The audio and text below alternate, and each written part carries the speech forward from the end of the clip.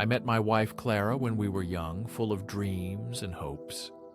She was beautiful, ambitious, and her smile lit up any room. We dated for 3 years and got married. I thought our love would last a lifetime. It seemed we were the perfect couple. At least that's what I believed. But over the years, Clara changed. She started to distance herself, stayed out late with friends, and worked late at the office. It was unusual for her. When I asked, she laughed and said she needed space to clear her head. At first, I trusted her completely. Since we had been together for a long time, I couldn't imagine she would betray me. But gradually doubts began to creep in, undermining my confidence in our marriage. It all started on a fateful night when she said she had to go to a corporate party. I wasn't worried because it wasn't her first work evening. However, something about the way she hurried out the door, clutching her phone tightly, made me anxious and doubtful.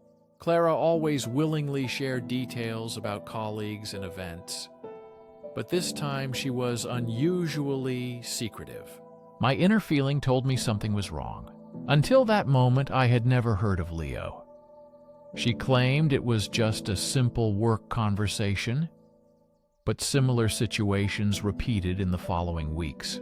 Late work meetings, secretive messages, and more mentions of Leo. I didn't need to be smart to understand. Something was wrong here. My instincts screamed betrayal. But I'm not one to throw accusations without proof, so I decided to be patient. I started gathering evidence while pretending not to notice the growing lies between us. One weekend, Clara said she was going to a party unrelated to work, a usual gathering with friends. She assured me that there was no need to worry. I didn't argue. I just pretended to be indifferent. That evening, when Clara was leaving the house, she was dressed in. I decided to act decisively and start planning. I finally needed to find out what was happening behind my back. I put a GPS tracker on her phone.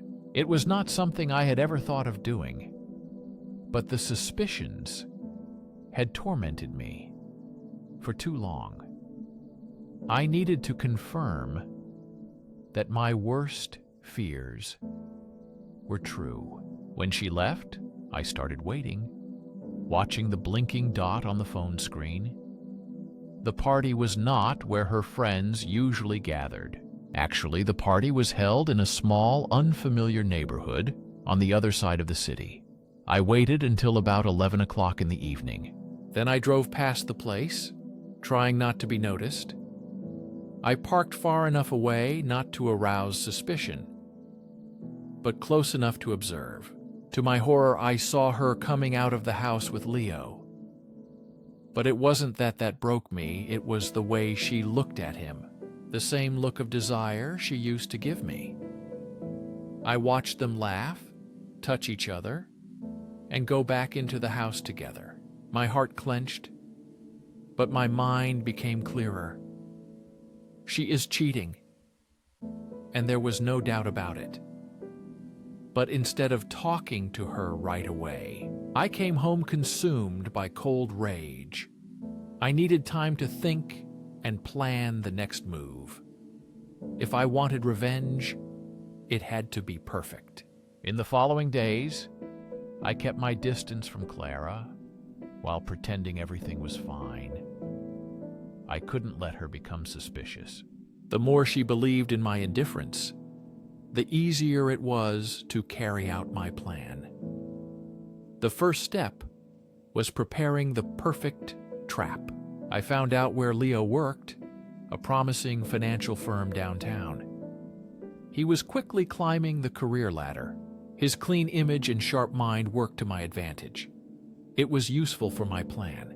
The second step was preparing the ground for Clara's downfall. We had a joint savings account where money was being saved for a house. Secretly, I started transferring my half to a separate account in my name. If things went wrong, I wouldn't be left with nothing. Then I began gathering evidence. Photos of Clara with Leo, saved suspicious messages, and a recording of their late-night call. I was ready. I had enough evidence to ruin their lives. The last element was the right time to strike. I just had to wait for the moment. That moment came when Clara said she was going to another work event. I already knew it was another meeting with Leo.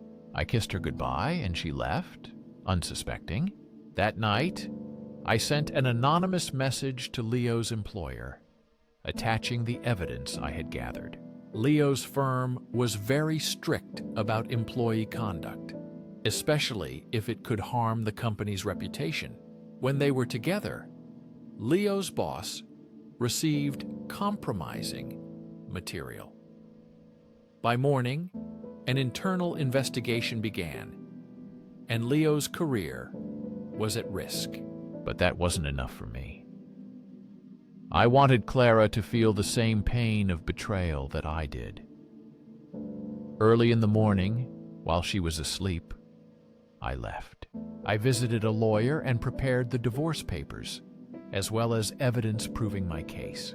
Her infidelity was proof that she wouldn't get a single penny from our savings in the divorce.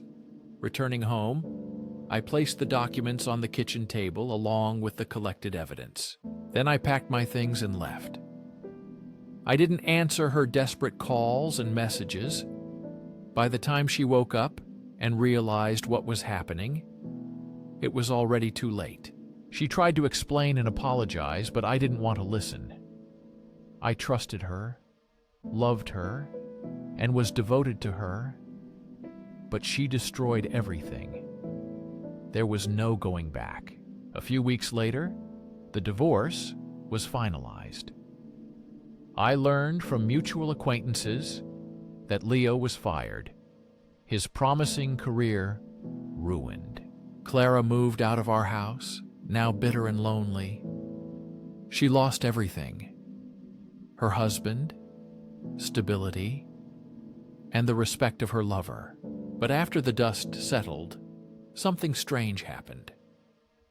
I began to reflect on my actions. My revenge was cold, calculated, and satisfying in the moment. But it left me empty. Was that really what I wanted? I punished them, but was left with broken shards inside.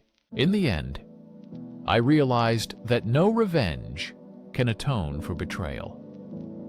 And that was the bitterest truth for me. Over time, I understood that revenge does not heal the soul. It only leaves more scars and pain inside.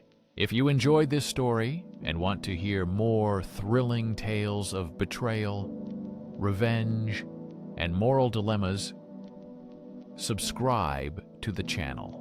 Each of Lauren's stories is filled with unexpected twists that will keep you glued to the screen and on the edge of your seat.